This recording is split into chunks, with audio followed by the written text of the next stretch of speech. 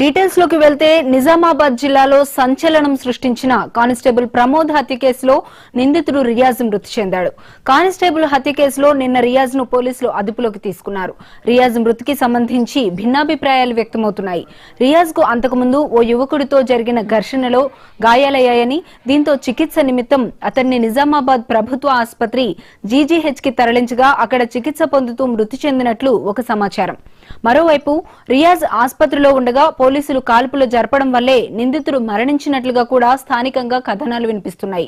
ఈ కాల్పుల ఘటనకు సంబంధించి పోలీసులు ఇంకా స్పష్టతనివ్వాల్సి ఉంది. కానిస్టేబుల్ ప్రమోద్ హత్య కేసులో నిందితుడు ఆసుపత్రిలో చికిత్స పొందుతూ మృతి చెందడం స్థానికంగా కలకలం సృష్టిస్తోంది. ఈ ఘటనపై పోలీసులు త్వరలో పూర్తి వివరాలు వెల్లడించనున్నారు.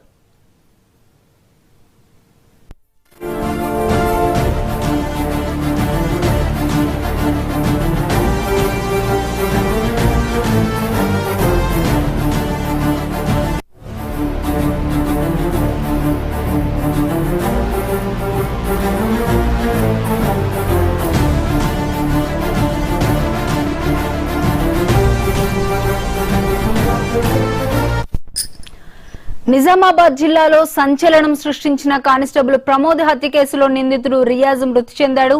కానిస్టేబుల్ హత్య కేసులో నిన్న రియాజ్ ను పోలీసులు అదుపులోకి తీసుకున్నారు. ఇక ఇదే అంశానికి సంబంధించి మరింత సమాచారం మా హైదరాబాద్ బ్యూరో చీఫ్ శ్రీనివాస్ అందిస్తారు. శ్రీనివాస్, చెప్పండి. వైష్ణవి, రాష్ట్రంలోనే సంచలనం సృష్టించినటువంటి నిజామాబాద్లో కానిస్టేబుల్ సిసిఎస్లో పనిచేస్తున్న కానిస్టేబుల్ ప్రమోద్ హత్య కేసులో ప్రధాన నిందితుడైనటువంటి రియాజ్ ఈరోజు నిజామాబాద్ ప్రభుత్వ ఆసుపత్రిలో మృతి చెందాడు. మొత్తంగా ఈ మృతికి మాత్రం ఏ విధంగా జరిగింది అనేది ఇప్పటి వరకు ఇటు పోలీసులు స్పష్టం చేయలేదు. అయితే భిన్న కథనాలు మాత్రం వినిపిస్తున్నాయి. రియాజ్ను పోలీసులే ఎన్కౌంటర్ చేశారన్నటువంటిది ఒక సమాచారం ఉండగా, అదేవిధంగా నిన్న రియాజ్ను పట్టుకునే సమయంలో గాయాలయ్యాయి. అక్కడ ఉన్నటువంటి పోలీసులతో, అదేవిధంగా అతని సహచరుడు, ఆయనకు సన్నిహితుడైనటువంటి ఆసిఫ్తో గొడవ జరిగి పట్టుకునే సమయంలో రియాజ్కు అదేవిధంగా ఆసిఫ్కు గాయాలయ్యాయి. వీళ్ళిద్దరిని చికిత్స నిమిత్తం కోసం ఆసుపత్రిలో చేర్చి చికిత్స చేయిస్తుండగా అక్కడ భద్రత ఉన్నటువంటి పోలీసులతో గొడవ పడి తప్పించుకునే ప్రయత్నం చేశాడు. అదేవిధంగా తను అక్కడ ఉన్నటువంటి పోలీసులపై దాడి చేసి ఆసుపత్రి నుండి తప్పించుకునే ప్రయత్నంలో రియాజ్ను ఎన్కౌంటర్ చేశారన్నటువంటి కథనం ఒకటి ఉండగా, అదేవిధంగా చికిత్సలో పాల్గొన్నటువంటి అక్కడ పోలీసులు చెప్తున్న సమాచారం మేరకు అక్కడ అధికారులు పోలీసులు ఉన్న సమయంలో డాక్టర్లు వైద్యం చేస్తున్నారు. అతనికి వైద్యం సహాయం చేసే సమయంలోనే ఆయన మృతి చెందాడన్నటువంటిది మరొక సమాచారం తెలుస్తూ ఉంది. మొత్తంగా ప్రమోద్ హత్య కేసులో ప్రధాన నిందితుడైనటువంటి రియాజ్ మరణం మాత్రం జరిగిందనేటువంటిది పోలీసులు స్పష్టం చేస్తున్నారు. ఈ విషయంలో పోలీసులు అంటే తెలంగాణ పోలీసులు ముఖ్యంగా డీజీపీ ఒక సవాల్గా తీసుకున్నారు. ప్రధానంగా ఒక కానిస్టేబుల్ను హత్య చేసి నేరస్తుడైనటువంటి వాడు బ్రతికుండడం చాలా పోలీసులకు సవాల్గా మారిందే అవకాశం ఉంది. దీన్ని ఆసరగా తీసుకొని, దీన్ని అవకాశంగా తీసుకొని నేరస్తులు మరింత రెచ్చిపోయే అవకాశం ఉందన్నటువంటిది కూడా పోలీసు వర్గాల్లో వినిపించింది. ముఖ్యంగా పోలీసు సంఘాలు, అదేవిధంగా ఉన్నత అధికారులు కూడా దీని మీద పెద్ద ఎత్తున ఇలాంటి సంఘటనలు పునరావృతం కాకుండా ఉండాలంటే శిక్ష తప్పదు అన్నటువంటి ధోరణిలోనే పోలీసులు వ్యవహరించినట్లు మనం చెప్పవచ్చు. ప్రధానంగా నేరస్తుడికి సంబంధించిన అంటే రియాజ్ చరిత్ర చూస్తే ఆయన కరుడుగట్టిన నేరస్తుడు. వెహికల్స్ దొంగతనమే కాదు, హత్యా కేసుల్లో ప్రధానంగా నిందితుడిగా ఉన్నాడు. అదేవిధంగా మిగతా నేరాలు కూడా చేసినటువంటి చరిత్ర రియాజ్కు ఉంది. నిజామాబాద్లో కరుడుగట్టిన నేరస్తుడిగా రియాజ్ ముద్రపడ్డాడు. ఆయన పట్టుకోవడంలో చాలా ప్రయత్నం చేసినటువంటి ప్రమోద్ కానిస్టేబుల్ మృతి చెందాడు. అదేవిధంగా అక్కడ ఎస్ఐ కూడా గాయపడ్డారు. పోలీసులు పూర్తిగా అక్కడ ఆయనను పట్టుకొని చట్ట పరిధిలో శిక్షించాలని ప్రయత్నంలోనే ప్రమోద్ చనిపోవడం పట్ల పోలీసులు అదేవిధంగా డీజీపీ చాలా మనస్తాపానికి గురయ్యారని కూడా చెప్పవచ్చు. ఆయన కుటుంబానికి ఈ పోలీసు శాఖ అధికారులతో పాటు పోలీసు సంఘాలు కూడా సానుభూతిని వ్యక్తం చేయడమే కాకుండా సంఘీభావం కూడా వ్యక్తం చేశాయి. అయితే డీజీపీ మాత్రం అతనికి రియాజ్ను పట్టుకోవడానికి స్పెషల్ టీంలను, అదేవిధంగా ఐజీ చంద్రశేఖర్ రెడ్డికి పూర్తి అధికారాలు ఇచ్చారు. ఆ నిజామాబాద్లో పూర్తిగా పోలీసులు ప్రత్యేకమైనటువంటి టీములను ఏర్పాటు చేసి డ్రోన్ కెమెరాల సహాయంతో ఆయనను పట్టుకునే ప్రయత్నం చేశారు. అయితే 2 రోజుల క్రితం ఆయన నిజాం సాగర్ కాలువ పక్కన ఉన్నటువంటి ఒక ప్రాంతంలో ఉంటున్నాడన్నటువంటి సమాచారం తెలవడంతో పోలీసులు పెద్ద ఎత్తున అతన్ని పట్టుకోవడానికి ప్రయత్నం చేశారు. అప్పుడు కూడా రియాజ్ కెనాల్లో దూకి పారిపోయే ప్రయత్నం చేశాడు. చివరికి పారిపోయాడు. అతని వాహనాన్ని, అక్కడ ఉన్నటువంటి కొంత సామాగ్రిని పట్టుకున్నారు.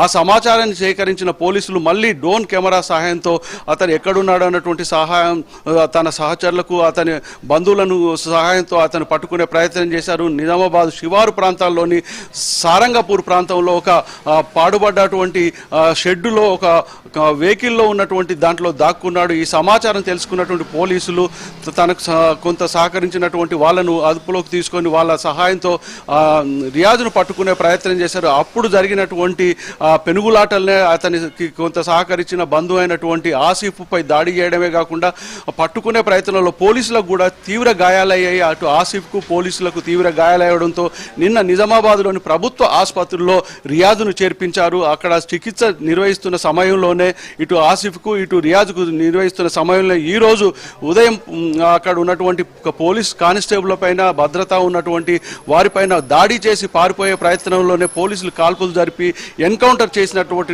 సమాచారం మనకు కొంత తెలుస్తూ ఉంది. అదేవిధంగా అక్కడ ఉన్నటువంటి ఆసుపత్రి సిబ్బంది పైన కూడా దాడి చేసే ప్రయత్నంలో భాగంగానే అతను అరెస్ట్ చేసినటువంటి సమయంలో ఏ విధంగా దాడి చేశాడో ఈరోజు కూడా ఆసుపత్రిలో ఇటు ఆసుపత్రి వర్గాలపైన అదేవిధంగా అక్కడ కానిస్టేబుల్ పైన దాడి చేసి ఆసుపత్రి నుంచి పారిపోయే ప్రయత్నంలోనే ఎన్కౌంటర్ జరిగిందన్నటువంటి విషయం మనకు కొంత తెలుస్తూ ఉంది. అదేవిధంగా ప్రస్తుతం అక్కడ ఉన్నటువంటి పరిస్థితి మాత్రం ఉధృతంగా మారింది. కొంతమంది రియాజ్ను హత్య చేశారన్నటువంటి విషయాన్ని కూడా దాన్ని నిరసన చెప్పే ప్రయత్నంలో ఉన్నారు. కొంతమంది ఆయన కుటుంబ సభ్యులు కావచ్చు, అతనికి మద్దతుగా నిలిచేవాళ్ళు. కానీ కరుడు కట్టిన నేరస్తుడు మాత్రం ప్రాణాలు పోయారే అన్నటువంటిది మాత్రం పోలీసుల్లో కొంత ఆనందం వ్యక్తం చేస్తున్నారు.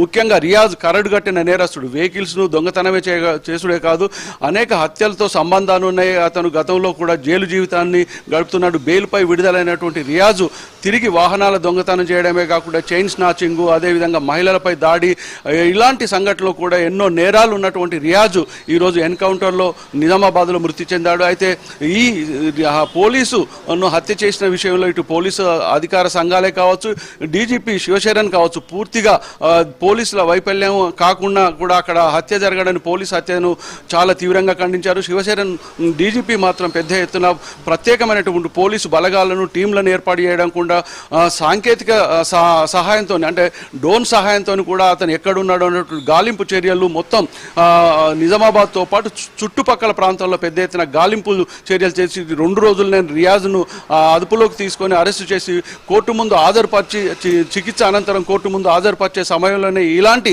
ఎన్కౌంటర్ జరగడం అనేది మనం చూస్తూ ఉన్నాం. ప్రధానంగా రియాజ్కు ఉన్నటువంటి నేర చరిత్ర, అతను కరుడుగట్టిన నేరస్తుడు అనేటువంటి నిజామాబాద్లో ఉన్నటువంటి ప్రజలు కూడా అంటున్నారు. ప్రధానంగా రియాజ్ చేసినటువంటి నేరాల్లో చాలామంది ఎంతో బాధితులు కూడా ఈరోజు సంతోషం ఆనందాన్ని వ్యక్తం చేస్తున్నారు. ముఖ్యంగా ప్రమోద్ కుటుంబం మాత్రం తమ కుటుంబానికి సంబంధించినటువంటి ప్రమోద్ను హత్య చేయడం పట్ల వాళ్ళు కూడా ఎంతో ఆనందాన్ని వ్యక్తం చేస్తున్నట్లు అక్కడ నిజామాబాద్ ప్రజలు అంటున్నారు. పోలీసులు కూడా మొత్తంగా రియాజ్ మృతిని వాళ్ళు ఏ విధంగా చూస్తారు అన్నటువంటిది మనం చెప్పచ్చు. ఈ భిన్న కథనాలపైన మాత్రం ఇప్పటి వరకు పోలీసులు ఎలాంటి స్పష్టత మాత్రం చెప్పలేదు. రియాజ్ ఎన్కౌంటర్ అయ్యాడా లేదంటే ఆసుపత్రిలో చికిత్స పొందుతూ మరణించాడా అన్నటువంటి విషయాన్ని మాత్రం పోలీసులు ఇప్పటి వరకు సరి అయినటువంటి ప్రకటన మాత్రం విడుదల చేయలేదు. కొద్ది గంటల్లోనే జరిగిన ఈ సంఘటనపై సాయంత్రం కల్లా పోలీసు సరి అయినటువంటి నిర్ణయం తీసుకొని పోలీసు అధికారులతో కూడినటువంటి మీడియా సమావేశంలో స్పష్టం చేసే అవకాశం ఉందని చెప్పవచ్చు. వైశాలి, అయితే శ్రీనివాస్, అసలు ఇక్కడ చూసినట్లయితే అతనికి చాలా నేర చరిత్ర ఉంది. అలానే ఒకవైపు చూసినట్లయితే ఎన్కౌంటర్ చేశారు అనే క్వశ్చన్ కి నిజంగానే చేసుండొచ్చు అనే అభిప్రాయం కూడా వ్యక్తమవుతుంది. మరోవైపు ఇతనికి నేర చరిత్ర కూడా చాలా ఉంది కాబట్టి ఎంతో మందితో ఘర్షణలు అయ్యే అవకాశం కూడా ఉంటుంది. కాబట్టి అలా దెబ్బలు తిని ఇలా మృతి చెందాడు అని చెప్పుకోవడానికి కూడా ఒక అభిప్రాయం అనేది వ్యక్తపరచొచ్చు. దీనికి స్పష్టంగా ఈరోజు తప్పకుండా ఈరోజు ఈవినింగ్ కి ఒక క్లారిటీ ఇచ్చే అవకాశం ఉంటుందంటారా? చెప్పొచ్చు. ఇప్పటికే పోలీసులు నిజామాబాద్ మొత్తం కొంచెం ఉధృతంగా ఉంది. దాన్ని ఆ ఉధృతను తగ్గించడానికి భారీ భద్రతను కూడా ఏర్పాటు చేశారు. ముఖ్యంగా రియాజ్ మృతి పట్ల అక్కడ ఉన్నటువంటి వాతావరణాన్ని అంచనా వేసి పోలీసులు ముందస్తుగానే చాలా భద్రత ఏర్పాటు చేశారు. ముఖ్యంగా రియాజ్కు ఉన్నటువంటి నేర చరిత్ర చెప్పుకోవచ్చు. చైన్ స్నాచింగ్లు, అదేవిధంగా హత్యా కేసులతో పాటు వెహికల్స్ దొంగతనం, ఇలాంటి ప్రతి విషయంలో ఆయన పాత్ర ఉంది అన్నటువంటిది పోలీసులు స్పష్టం చేశారు. ముఖ్యంగా ఆయన మీద ఉన్నటువంటి కేసులు హత్యా నేరాలు, అదేవిధంగా చైన్ స్నాచింగ్లు, వెహికల్స్ దొంగతనం, వీటన్నిటి మీద గతంలో కూడా కోర్టులో అనేకమైనటువంటి కేసులు నమోదయ్యాయి. అదేవిధంగా అతను జైలు నుండి బెయిల్పై విడుదలయ్యారు. విడుదలైన తర్వాత కూడా ఆయనలో ప్రవర్తన రాలేదు. తిరిగి ఇలాంటి నేరాలకు పాల్పడడంతోనే పోలీసులు ఆయనను అదుపులోకి తీసుకునే సమయంలోనే, ఆయనను అరెస్టు చేసి పోలీస్ స్టేషన్కు తీసుకొచ్చే సమయంలోనే ప్రమోద్ను హత్య చేసి పారిపోయాడు. ఆ సంఘటనను దృష్టిలో పెట్టుకొని పోలీసులు పెద్ద ఎత్తున గాలింపు చర్యలు చేపట్టారు. ఇప్పుడున్నటువంటి పరిస్థితుల్లో ఆయనకు ఉన్నటువంటి పట్టుకునే సమయంలోనే ఆసిఫ్, అదేవిధంగా కొంతమంది పోలీసులతో కూడా ఘర్షణ పడడంలో ఇటు పోలీసులకు కొంతమంది గాయాలయ్యాయి. అక్కడ ఉన్నటువంటి ఆసిఫ్ అనేటువంటి వ్యక్తికి కూడా గాయాలయ్యాయి. ఈ ఆసిఫ్ అదేవిధంగా రియాజ్ను ఒకటే ఆసుపత్రుల్లో అంటే చికిత్స నిర్వహించడానికి కావాల్సినటువంటి వాటిని కూడా ఏర్పాట్లు చేశారు. అయితే ఈ రియాజ్ను మాత్రం ప్రభుత్వ ఆసుపత్రుల్లో చేర్చి చికిత్స నిర్వహిస్తున్నారు. చికిత్స నిర్వహిస్తున్న సమయంలోనే ఈ సంఘటన జరిగిందని చెప్పవచ్చు. అయితే పోలీసులు ఎన్కౌంటర్ చేశారు అన్నటువంటి ఒక కథనం వినిపిస్తుండే, ఆయన చికిత్స పొందుతుండగా మరణించాడు అన్నటువంటి మరో కథనం వినిపిస్తుంది. మొత్తంగా ఇలాంటి నేరస్తులు ఏ విధమైనటువంటి శిక్షను అనుభవించారో అదే శిక్షను అనుభవించారన్నటువంటి ఆయనకు జరిగింది అన్నటువంటిది మాత్రం ప్రజల నుండి వ్యక్తమవుతుందని చెప్పవచ్చు. ముఖ్యంగా ప్రమోద్ కానిస్టేబుల్ చనిపోయి 4 రోజుల తర్వాత రియాజ్ చనిపోవడాన్ని పట్ల ఆయన కుటుంబ సభ్యులు కూడా ఎంతో అంటే ఆనందాన్ని కూడా వ్యక్తం చేస్తున్నారు. పోలీస్ సంఘాలు కూడా ఒక విధమైనటువంటి దాన్ని వ్యక్తం చేస్తుందని చెప్పవచ్చు. అయితే మొత్తంగా అక్కడ నిజామాబాద్ ఇక్కడ ఆసుపత్రి చుట్టుపక్కల ప్రాంతంలో మాత్రం కొంత ఉధృత వాతావరణం ఉందని చెప్పవచ్చు. పోలీసు అధికారులు వీటన్నిటిని దృష్టిలో పెట్టుకొని సాయంత్రం కల్లా ఒక క్లారిటీ ఇచ్చే విధంగా మీడియా సమావేశంలో చెప్పే అవకాశాలు ఉందని చెప్పవచ్చు. విషయాలు అయితే శ్రీనివాస్, ఇక్కడ కానిస్టేబుల్ ఎవరైతే చనిపోయారో దానికి సంబంధించిన నిందితుడు రియాజ్ అనేవాడు ఒక 4 days లో చనిపోవడం అనేది, ఇప్పుడు మిగిలిన నిందితులు ఎవరైతే ఉంటారో ఇటువంటి నేర చరిత్ర కలిగిన నిందితులు, వీళ్ళకి ఒక గుణపాఠం అని చెప్పొచ్చు అంటారా? అక్కడ ఉన్న ప్రజల రియాక్షన్ ఏ విధంగా ఉంది? ముఖ్యంగా పోలీసుల ఆత్మస్థైర్యం దెబ్బతినకూడదు అనుకునే విషయంలోనే పోలీసులు ముందుకు వెళ్ళారన్నటువంటిది మనం కొంచెం చెప్పవచ్చు. ప్రధానంగా పోలీసులు ప్రజల రక్షణ కోసం, ప్రజలకు న్యాయం చేయడం కోసం ఏర్పడినటువంటి ఈ శాఖపైనే అక్కడ పనిచేస్తున్నటువంటి విధి నిర్వహణలో ఉన్నటువంటి ప్రమోద్ను హత్య చేయడం, కానిస్టేబుల్ను చంపడాన్ని మాత్రం ఇటు పోలీస్ శాఖ కూడా జీర్ణించుకోలేకపోతుందని చెప్పవచ్చు. అయితే నేరస్తులు రెచ్చిపోయి ఇలాంటి సంఘటనలకు పాల్పడే అవకాశం ఉంది అనేటువంటి భావనతోనే డీజీపీ శివశరణ్ చాలా సీరియస్గా ఈ కేసును టేకప్ చేయాలన్నటువంటి ఉద్దేశంతోనే ఐజీ చంద్రశేఖర్ను ప్రత్యేకంగా అక్కడ టీంలను ఏర్పాటు చేశారు. డ్రోన్ కెమెరాల సహాయంతో కూడా రియాజ్ను పట్టుకునే ప్రయత్నం చేశారు. అందులో భాగంగానే పోలీసులు రియాజ్ను పట్టుకోవడంలో పూర్తిగా సక్సెస్ అయిందని చెప్పవచ్చు. అయితే ఇప్పుడు జరిగిన సంఘటనల పట్ల ఇటు పోలీసులు ఒక వర్షన్ వినిపిస్తుండగా కొన్ని ప్రజా సంఘాలు కావచ్చు, ఇటు పౌర హక్కుల సంఘాలు కావచ్చు, అంటే నిందితుడిని అరెస్టు చేసి కోర్టుకు సరెండర్ చేసి శిక్ష విధించాలి తప్ప ఆయనను హత్య చేయడం, ఎన్కౌంటర్ చేయడం అనేటిది మంచి పరిణామం కాదన్నటువంటిది కొన్ని ప్రజా సంఘాలు కూడా స్పష్టం చేస్తున్నాయి. అయితే ప్రజా సంఘాలు స్పష్టం చేస్తున్నటువంటి విషయాన్ని ఇటు పోలీసులు కూడా తీవ్రంగా, పోలీస్ సంఘాలు కూడా తీవ్రంగా వ్యతిరేకిస్తున్నాయి.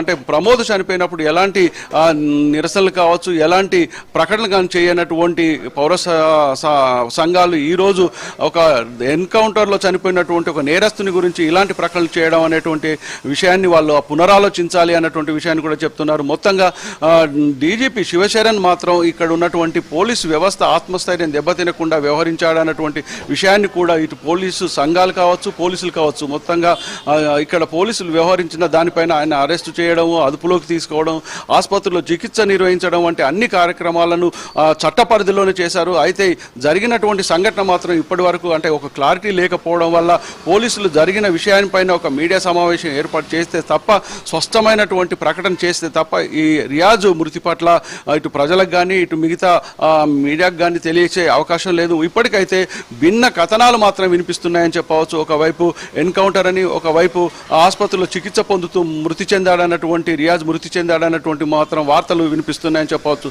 అయితే శ్రీనివాస్, అసలు కానిస్టేబుల్ ప్రమోద్ ని ఈ నిందితుడు రియాజ్ అనే అతను చంపడానికి గల కారణాలు పర్టికులర్ గా ఇంత పెద్ద రీజన్ తో ఏమైనా చంపాడని చెప్పి కానీ ఇలా ఏమైనా తెలిసాయా? ముఖ్యంగా ఆ ప్రమోద్కు అదేవిధంగా రియాజ్కు వ్యక్తిగతమైనటువంటి విభేదాలు కావచ్చు, వ్యక్తిగతమైనటువంటి కక్షలు కానీ లేవు.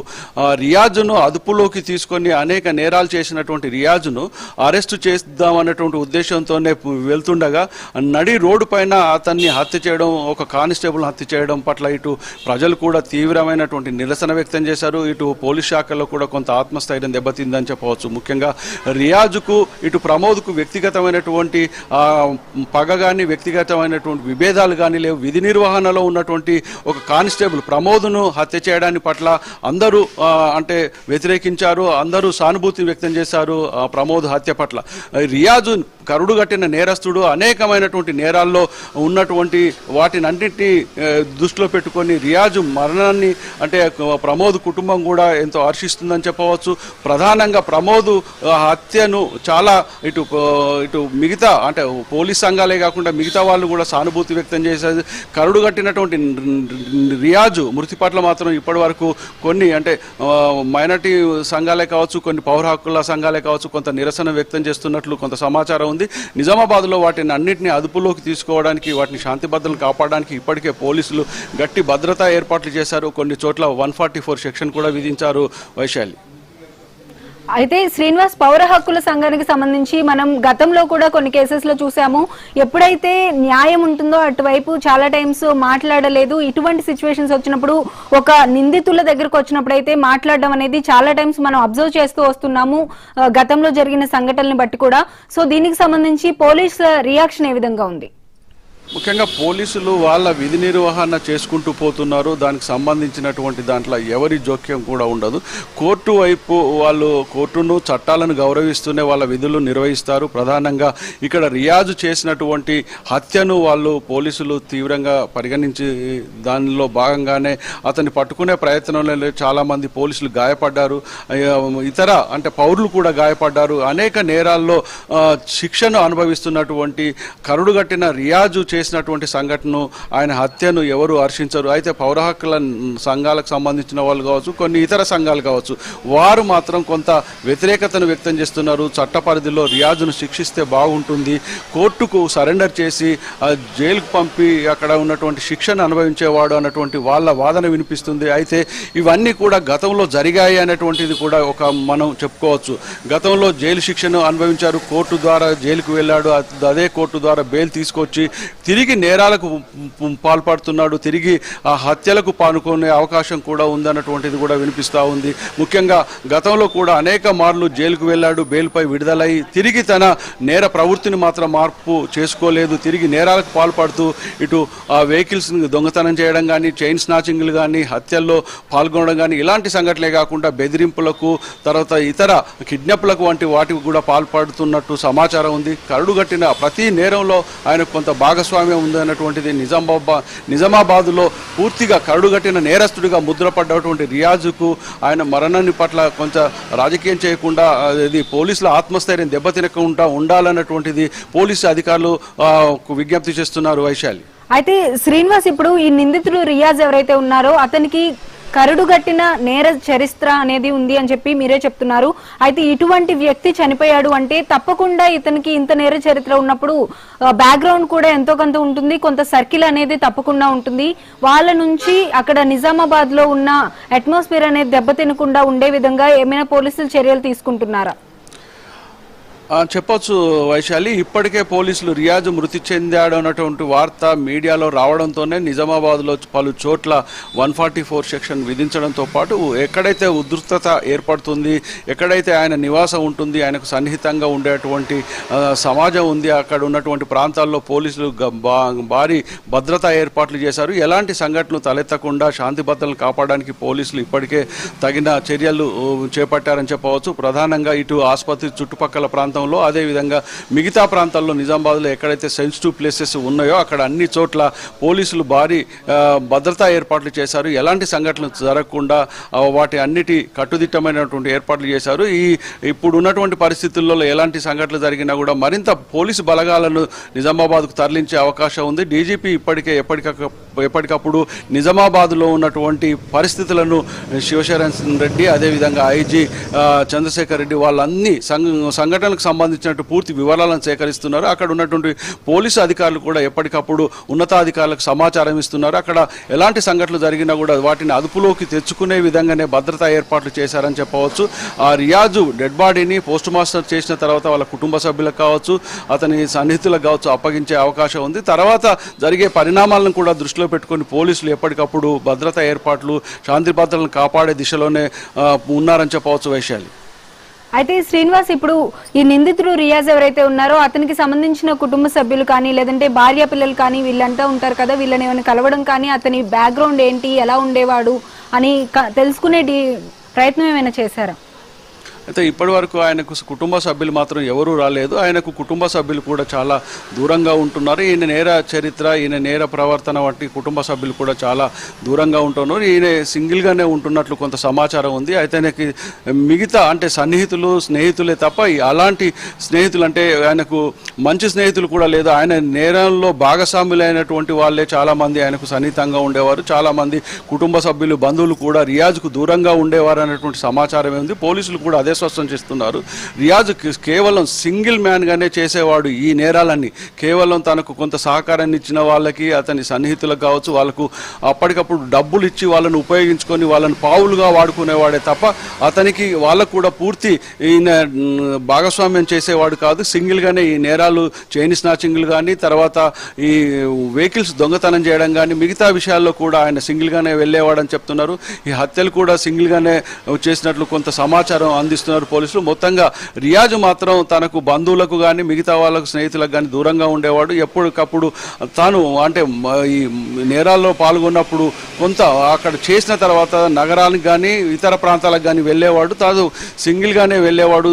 ఇవన్నీ తన సన్నిహితులకు కానీ, బంధువులకు కానీ ఈ సమాచారం చెప్పడం కానీ, వాళ్ళ దగ్గర ఉండడం కానీ, వాళ్ళతో స్నేహం చేయడం కానీ అనేటువంటి సమాచారం పోలీసుల దగ్గర కూడా లేదు. మొత్తంగా ఆయనకు సన్నిహితులు అనేవాళ్ళు, బంధువులందరూ దూరంగా ఉండేవాళ్ళు అన్నటువంటి విషయాన్ని ఆయనకు ఉన్నటువంటి బంధువులు చెప్తున్నారు.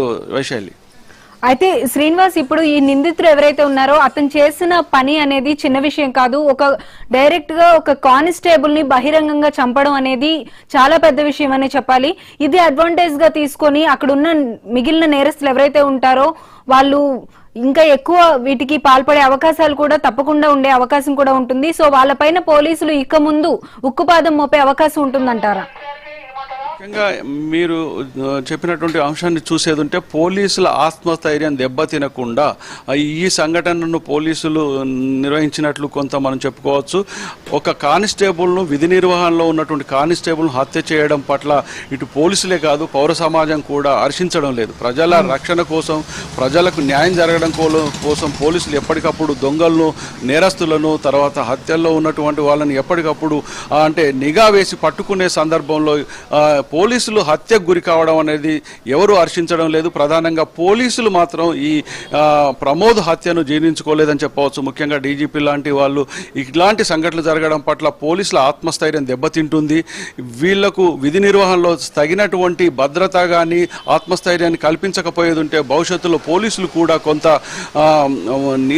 అంటే వీళ్ళు నిరసన వ్యక్తం చేసే అవకాశం ఉంది. పోలీస్ సంఘాలు, అదేవిధంగా పోలీసులు కూడా పూర్తిగా అంటే నేరస్తులను పట్టుకునే విషయంలో కూడా కొంత నిర్లక్ష్యం వహించే అవకాశం కూడా ఉంది. వీటన్నిటిని దృష్టిలో పెట్టుకునే రియాజ్ విషయంలో కొంత ముందడుగు వేశారనే విషయాన్ని మనం స్పష్టం చేయవచ్చు. రియాజును ఏ విధంగా మృతి చెందాడన్నది పక్కన పెడితే, రియాజు మృతి చెందిన సంఘటన పట్ల ఇటు నేరస్తులు మాత్రం భయాందోళనకు గురి అవకాశం ఉంది. అంతే పట్టుకున్న 2 రోజులకే రియాజు మృతి చెందాడు. ప్రమోద్ను కానిస్టేబుల్ హత్య చేసిన తర్వాతనే 2 రోజుల్లోనే పోలీసులను ఆయనను అదుపులోకి తీసుకున్నారు. ఆయన మృతి చెందాడు. ఈ సంఘటనలన్నింటినీ చూసుకునేది ఉంటే మాత్రం కరుడుగట్టిన నేరస్తులు కూడా నేరాలకు పాల్పడడం కావచ్చు, లేదు అంటే పోలీసుల మీద దాడులు చేయడానికి, పోలీసుల మీద అటాక్ చేయడానికి మాత్రం కొంత వెనుకడుగు వేసే అవకాశం ఉందని చెప్పవచ్చు. నిజంగా రియాజ్ మృతి పట్ల ఒక నేరస్తులకు ఒక మెసేజ్ పోయిందని చెప్పవచ్చు. Vaishali, right. Thank you Srinivas.